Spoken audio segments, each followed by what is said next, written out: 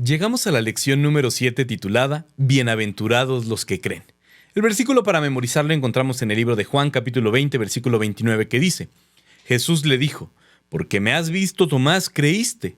Dichosos los que no vieron y creyeron. Este versículo me hace pensar en algo muy interesante. ¿Por qué el ser humano tiene la necesidad de ver, de sentir, de palpar para poder creer?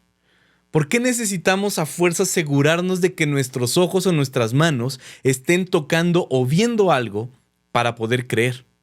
Jesús dice: bienaventurados, dichosos, bendecidos los que no vieron y creyeron. Y aunque pudiera ser un versículo interesante, debemos de recordar que tenemos diferentes señales, diferentes formas para poder creer en Cristo Jesús. ¿Cuáles son algunas de ellas? Bueno, justamente en la lección cerraremos hablando de eso. Sin embargo, a través de la Biblia podemos encontrar diferentes testimonios de diferentes personas que nos ayudan a corroborar que Jesús existió, que Jesús dio su vida por amor a cada uno de nosotros y que Jesús pronto volverá. Yo soy Ricardo Balseca y te invito a que te quedes conmigo en este repaso de la lección. Comenzamos con el Antiguo Testamento, con el testimonio de Abraham.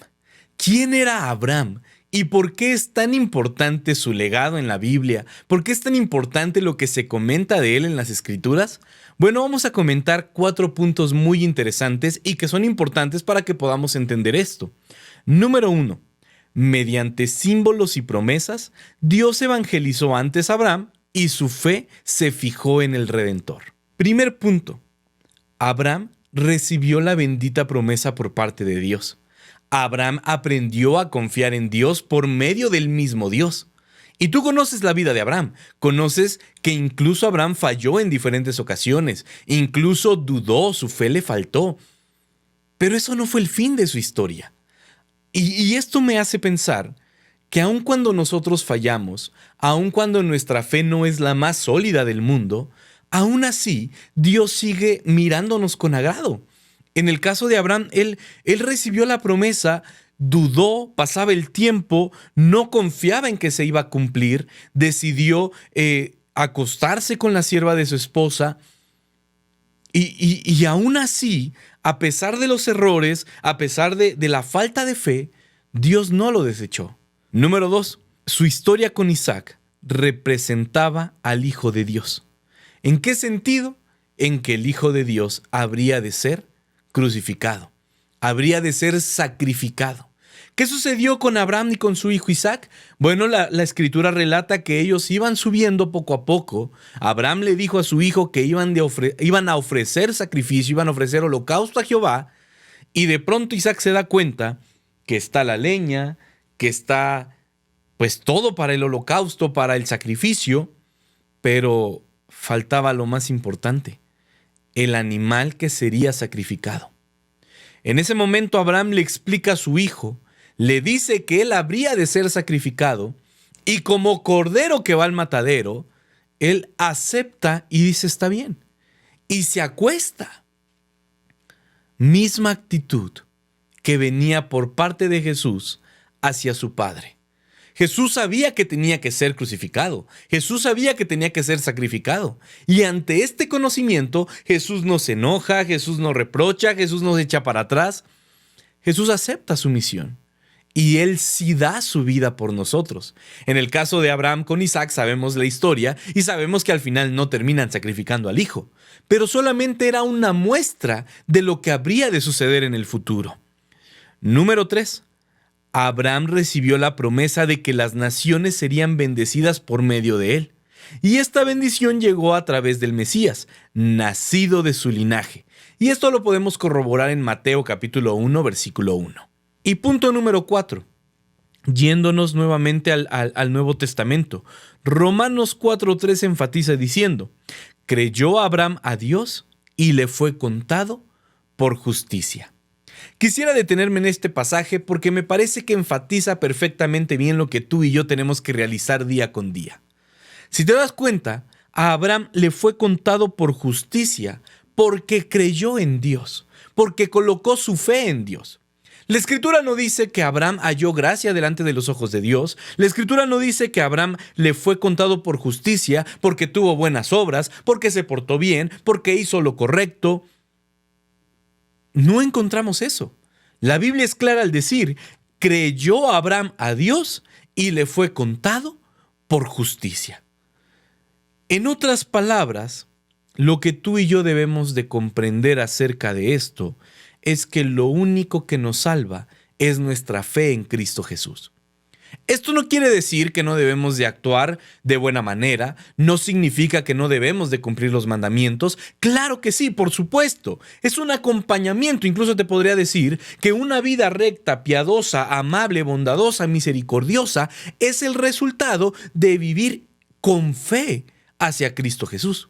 La fe y la obediencia son dos actos, dos palabras que están sumamente relacionadas.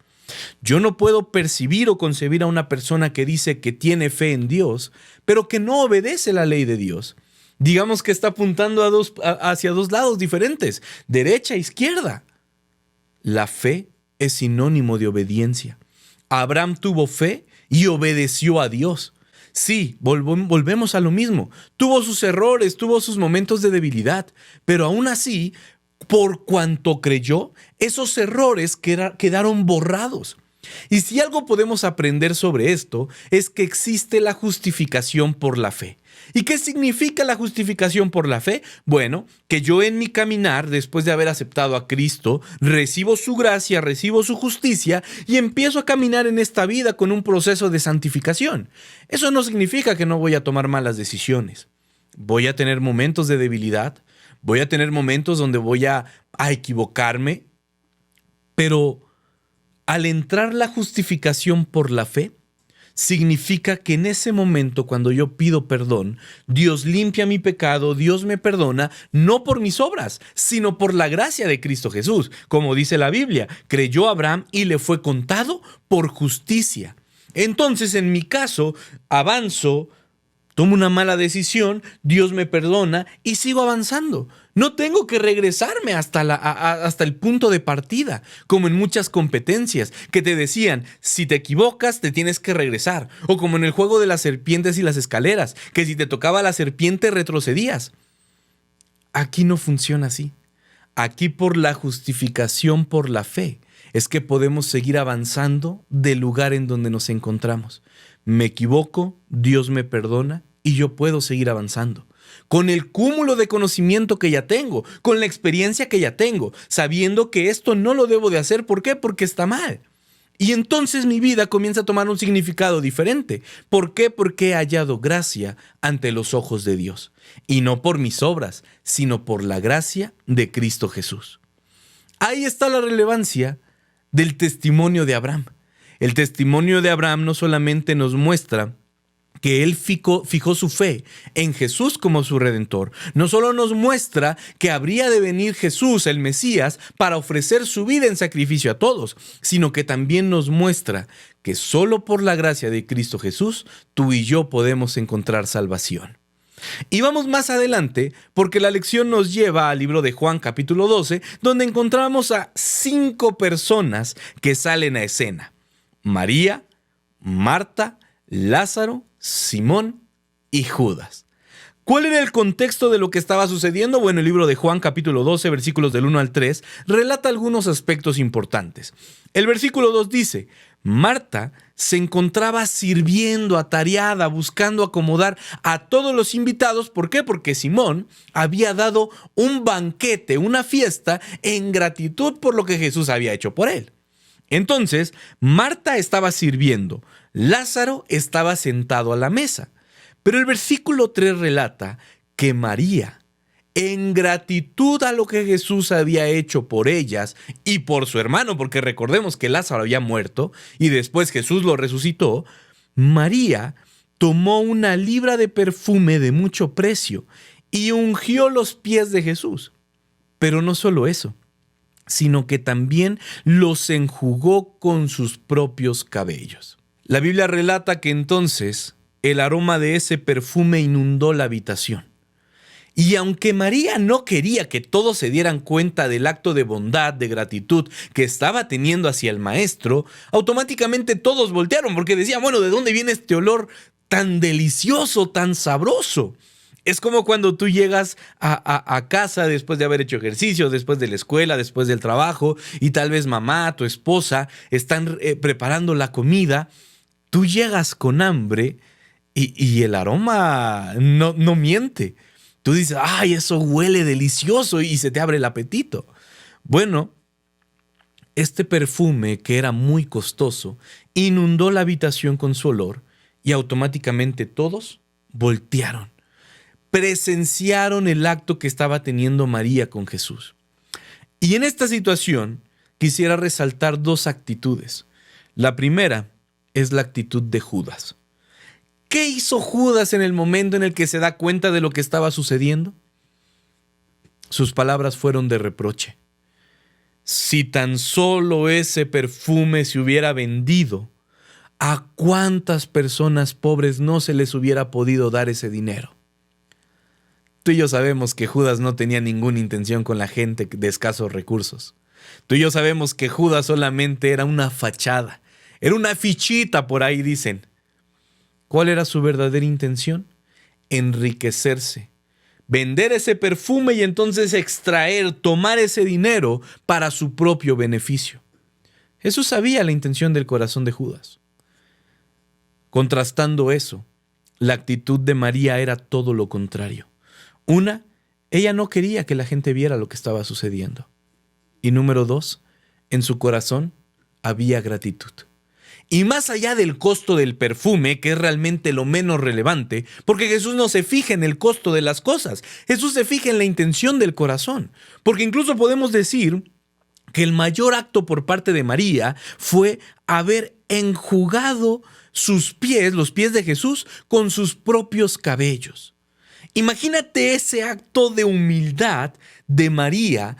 Yo lo trato de imaginar, digo, no tengo tanto cabello como tal vez una mujer, pero una mujer que toma su cabello como si fuera una toalla para enjugar los pies que estaban recibiendo ese perfume, es un cuadro impresionante, un cuadro que habla de gratitud.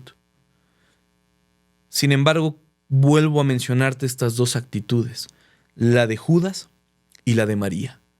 Al ser humano, Judas lo podía engañar, a las personas que estaban presentes los podía engañar, pero a Jesús no. Él sabía la intención de los corazones. Y en ese sentido yo quiero hacerte una pregunta. ¿Qué estás dispuesto a hacer por Jesús? Tanto por María como por Judas, Jesús había hecho muchas cosas. En el caso de María había resucitado a su hermano. En el caso de Judas le había dado la oportunidad perfecta para poder extraer el dinero y enriquecerse, a costa de los discípulos, a costa de los pobres, a costa del mismo Jesús. ¿Porque tú crees acaso que Jesús no sabía lo que hacía Judas? Por supuesto que lo sabía. Incluso recuerda que el único que no fue llamado por Jesús fue Judas. Judas se ofrece porque encontraba en Jesús la forma de suplir sus necesidades, que en otras palabras era su avaricia. ¿Los dos tenían algo que agradecer? Probablemente. Sin embargo, la verdadera intención y el motivo de gratitud no se encontraba en Judas, se encontraba en María. Y esto me hace pensar que muchas veces nosotros hacemos cosas para que la gente nos vea, para que la gente voltee a vernos y diga, qué buena persona es, qué bueno que él sí lo hace. Y recibir el aplauso, los comentarios positivos de la gente. Pero al final, si la intención solo es eso, ante los ojos de Dios no sirve de nada. Y entonces vuelvo a preguntarte, cuando tú haces algo por la iglesia, cuando tú haces algo por tu prójimo, cuando haces algo por Cristo, ¿cuáles son las intenciones de tu corazón? ¿Qué es lo que te mueve? ¿Es la gratitud? ¿Es la humildad? ¿El orgullo? ¿La avaricia? ¿Qué es lo que te mueve? ¿Cuáles son las intenciones de tu corazón? Y vamos más adelante porque entonces la lección nos lleva con una persona de alta alcurnia, con una persona que tenía una función muy importante, y es Pilato. ¿Quién era Pilato? Bueno, la lección lo describe y la Biblia también como una persona romana, como un gobernador y un juez. En otras palabras, una persona de estatus, una persona que daría testimonio de Jesús y no era judía. No era del vulgo, del pueblo. Esto era todo lo contrario. Gobernador, romano, juez de estatus. Y entonces Juan capítulo 18, versículo 38, cuando llevan a Jesús ante Pilato, después de haber pasado por Anás, por Caifás, Pilato dice, yo no hallo en Jesús ningún delito. Yo no entiendo por qué ustedes quieren crucificarlo cuando yo no encuentro ningún delito en él. Pero lo interesante y lo que yo quisiera que tú y yo pudiéramos analizar se encuentra en el siguiente capítulo, Juan 19, 4 al 22. El versículo 6, Pilato vuelve a reiterar, yo no hallo ningún delito en él. Sin embargo, el versículo 12 me llama mucho la atención porque dice, después de haber tenido una plática con Jesús, donde por un momento Jesús no le respondía, después de eso, versículo 12 dice que desde entonces Pilato procuraba soltar a Jesús. Realmente Pilato se había dado cuenta que no había ningún delito en Jesús. Pilato se había dado cuenta que ese hombre era inocente. Por esa razón, Pilato buscaba liberar a Jesús. Una de las formas en las que intenta hacerlo es hablando con los judíos. Y les dice a los judíos, este es su rey. ¿Qué hacemos? Sin embargo, me llama mucho la atención la respuesta de los judíos, porque al final los judíos fueron quienes mismos gritaron, crucifícale. Él no es nuestro rey. Para nosotros nuestro rey es el César, a quien rendimos lealtades al César. Incluso llegaron a decirle a Pilato, si no lo crucificas, no eres amigo del César. Chantaje, declaraciones fuertes de los propios judíos. Por eso es que la misma Biblia dice, a los suyos vino y los suyos no lo recibieron. Los suyos sencillamente lo rechazaron. Al final Pilato, tú sabes la historia, Pilato termina lavándose las manos. Jesús es crucificado como un ladrón, en medio de dos ladrones. Y esta historia, más allá del testimonio que da Pilato, porque él dice, este hombre es inocente, refiriéndose al mismo Hijo de Dios, me llama mucho la atención algo, el sentimiento popular. Pilato no había encontrado ningún delito en Jesús. Pilato sabía que él era inocente. Pero aún sabiendo estas dos cosas, Pilato decidió crucificarlo. Decidió lavarse las manos y hacerse de la vista gorda y que no había pasado nada. ¿Todo por qué? Por la presión del pueblo, por la presión de los judíos, por la presión de todos los que estaban presentes. Y te reitero, esto me hace pensar que muchas veces nosotros actuamos también basados no en nuestros conocimientos, no en nuestro conocimiento de la Biblia, sino en la presión social de las personas. Cuando salimos a una reunión, tal vez la gente nos empieza a incitar a tomar alcohol, a fumar, a cometer actos de inmoralidad sexual. Si no lo haces es porque eres gay, si no lo haces es porque eres una gallina, palabras más, palabras menos. ¿Cuántas veces, y te pregunto algo para que tú lo medites de forma personal, cuántas veces no has sucumbido a un acto que sabías que estaba mal, pero por la presión social terminaste haciéndolo? ¿Cuántas veces te ha pasado eso? ¿Cuántas veces sabiendo que algo está mal, lo terminas haciendo por la presión social? En psicología hay algo que se llama la psicología colectiva. Dice que hay muchas cosas que las personas nunca se atreverían a hacer estando solas, pero que cuando están en grupo, en masa, lo terminan haciendo. ¿Por qué? Porque es más fácil esconderte, porque es más fácil decir, es que ellos lo hicieron también. Y a veces en nuestra vida cristiana nos sucede lo mismo. Solos tal vez podemos dudar, pero cuando estamos acompañados es cuando nos cuestionamos muchas cosas. Hoy te quiero invitar a que sin importar la presión social, sin importar que estés con tus amigos, incluso con la misma familia, tu decisión siempre sea honrar a Cristo Jesús a través de tus acciones y tus palabras. Y llegamos a la conclusión de esta lección con Tomás. ¿Por qué es recordado Tomás en la Biblia? Por su incredulidad. La lección nos lleva a Juan capítulo 20 y quisiera que analizáramos algunos versículos porque nos ayudan a entender el contexto de lo que estaba sucediendo. Jesús ya había sido crucificado. Y el versículo 19 dice que los discípulos estaban reunidos por miedo de los judíos.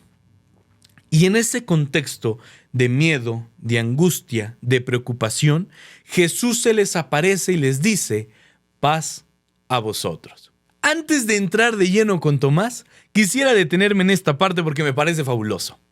Jesús le dice a los discípulos: paz. Paz a vosotros. En medio del caos, en medio de la incertidumbre, en medio de los problemas, la primera declaración de Jesús para sus discípulos es: paz a vosotros. Y me encanta pensar que esas mismas palabras Jesús nos las dice a nosotros cuando estamos tristes, preocupados, agobiados por los problemas de esta vida. Jesús quiere llegar a nuestra vida y decirnos: paz a vosotros. Solo tenemos que estar dispuestos a recibirlo. Jesús se le apareció a los discípulos y el versículo 24 resalta que Tomás no estaba presente. Cuando Tomás llega, entonces los discípulos le dicen: Jesús no está muerto, Jesús se nos ha aparecido, Jesús ha estado con nosotros. Y entonces la respuesta de Tomás se encuentra en el versículo 25 y dice: si no viere las señales, si no tocara, si no palpara, si no metiera mi dedito en la palma de su mano, si no metiera mi mano en su costado, yo no creería. Incredulidad en su máxima expresión. Pero si algo me encanta de la forma en la que trabaja Jesús, es que a pesar de la incredulidad del ser humano, a pesar de los errores del ser humano, Dios no nos abandona. Dios no nos deja en la incredulidad, porque el mismo versículo 26 dice que 8 días después Jesús volvió a aparecerse. ¿Y sabes quién estaba presente en ese momento? Así es, Tomás. Ese hombre incrédulo que había dicho esas palabras tan arrogantes, Jesús lo llama y le dice: Tomás, no seas incrédulo, mejor vuélvete un creyente. Y cuando yo leo esto, me hace pensar que a veces Jesús también nos dice lo mismo a nosotros. No seas incrédulo, mejor conviértete en un creyente. Es cierto, Jesús pide que guardemos el sábado, Jesús pide que demos el diezmo, y ante estas peticiones de Dios a nuestra vida, requerimientos de Dios a cada uno de nosotros, muchos ponemos de pretextos y decimos: es que no me va a alcanzar para darle de comer a mi familia, no me va a alcanzar para poder pagar la educación de mis hijos, 1001 pretextos. Pero Jesús te dice: no seas incrédulo, mejor conviértete en un creyente. Y el versículo 29 dice: porque me viste, creíste. Bienaventurados los que no vieron y creyeron. Cuando Tomás relata la Biblia, se encontró con Jesús, lo tocó, lo sintió. Tomás dijo: mi Dios, mi Rey. Casi dice: mi Salvador. Pero las palabras de Jesús son frías. Por cuanto me viste, creíste. Bienaventuradas, dichosas, bendecidas aquellas personas que no vieron y creyeron. Y esto me hace pensar una cosa. ¿Por qué el ser humano necesita ver algo, tocar algo, para poder creer? ¿Por qué tenemos esa necesidad? ¿Por qué no podemos creer a pesar de que hemos escuchado el mensaje, a pesar de lo que hay en la Biblia, a pesar de lo que Dios ha hecho en nuestra vida, en cada uno de nosotros? ¿Por qué somos incrédulos? Sencillamente no lo sé. Pero lo que sí sé es que aún que existe la incredulidad en el ser humano, Dios no deja de preocuparse por nosotros. Y entonces me surge otra pregunta. ¿Con qué elementos contamos hoy en día para poder creer en Jesús? Aquellas personas, en el caso de Tomás, los discípulos, Marta, María, ellos vieron a Jesús a todo color. lo vieron con sus propios ojos, fueron testigos oculares. Claro que iban a confiar, pero tú y yo no hemos visto a Jesús. ¿Qué elementos tenemos para poder decir que Jesús ya vino, que viene por segunda vez? Quisiera invitarte a analizar algunos puntos importantes. Y si quieres, para no hacer trampa, por ahí dijeran, dejemos la Biblia a un lado. Si tú vas a los libros de historia y te pones a analizar el tiempo de la humanidad, vas a poder darte cuenta que el tiempo de la humanidad se divide en dos rubros importantes. ¿Y quién es el que los divide? Cristo Jesús. La historia de la humanidad está dividida en antes de Cristo y después de Cristo. Y no estamos metiendo a la Biblia. Incluso si tú lees a diferentes historiadores, te vas a dar cuenta que todos hablan de Jesús. Hablan de lo que vino a hacer, relatan su presencia en la tierra. Y reitero, no estamos tocando la Biblia. Estamos hablando únicamente de hechos históricos. Ya con decir que la historia de la humanidad está dividida en antes de Cristo y después de Cristo, me parece que ya eso nos responde el cumplimiento de las profecías mesiánicas. Las profecías mesiánicas que apuntaban, que decían que habría de venir Jesús. Y Jesús ya vino. ¿Qué otro punto podemos tener para poder confiar en la veracidad de la Biblia y en que Jesús ha de venir por segunda vez? El cumplimiento de las profecías. Llevo 30 años de mi vida escuchando el mismo mensaje. Jesús viene pronto. Jesús está muy cerca. Los albores de su venida están cada vez más cerca. Maranata, Cristo viene. Y Jesús no viene. 30 años. Si veo y volteo a ver a mis padres, pues tienen más años. Si ves a algún miembro de la iglesia de mayor edad, el tiempo sigue subiendo, 50, 60, 70 años. Hermanos que han bajado al descanso, tienen más tiempo que escucharon el mismo mensaje y Jesús no ha venido. ¿Cómo poder estar seguros entonces de que Jesús vendrá por segunda vez? Por el cumplimiento de las profecías. Esas profecías, y ya te lo decía hace un momento, las profecías mesiánicas hablaban de la venida, el primer advenimiento de Cristo Jesús, y ya se cumplió. Ahora esperamos el segundo advenimiento de Jesús a esta tierra. Y si analizamos las profecías, podemos darnos cuenta que todas han tenido un cumplimiento. ¿Qué sucedió con la profecía de las 2300 tardes y mañanas? Lo que es conocido como el Gran Chasco en 1844. ¿Se cumple lo que dice Daniel, sí o no? Por supuesto. Por supuesto que hay un cumplimiento. Que tal vez tú y yo no conozcamos lo que significa la profecía de las 2300 tardes y mañanas, eso ya es otra cosa. Qué bendición sería que la pudieras comprender. Pero ahí está la profecía. Y la profecía se cumple. Históricamente macha perfectamente en tiempos y formas. Nada de que le inventaron, le acomodaron. La Biblia ha tenido un cumplimiento histórico. ¿Qué sucede también si sigues analizando las profecías de Daniel? En 1798 se da precisamente la herida de muerte contra el dragón. ¿Y qué representaba esto? Bueno, una herida que habría de lastimar únicamente, no de muerte, solo era un golpe fuerte. ¿Y en qué momento se cumple? Bueno, en 1798, cuando el general Berthier exilia al Papa. ¿Cumplimiento? Claro que sí. ¿Cumplimiento histórico? Por supuesto. Las profecías se han venido cumpliendo. Y entender la profecía, y por eso te decía, si tú no comprendes la profecía, muy probablemente puedas sentirte desilusionado, puedas sentir que tu fe está menguando, porque no entiendes lo que está sucediendo. Todas las profecías han tenido un cumplimiento, y solo esperamos el cumplimiento de la segunda venida de Cristo. Y si todas las anteriores, que vienen en el Antiguo Testamento, han tenido un cumplimiento, seguramente también la segunda venida de Cristo tendrá su cumplimiento. Si vamos a lo que dijo Jesús de las lluvias de estrellas, terremotos, pestes, podemos ver que en 1833 se dio la lluvia de meteoros, lluvia de estrellas. Todo tiene un cumplimiento. Jesús habló de pestes, Jesús habló de hambre, Jesús habló de guerras. Y si tú volteas a la historia de la humanidad, vas a encontrar todo esto.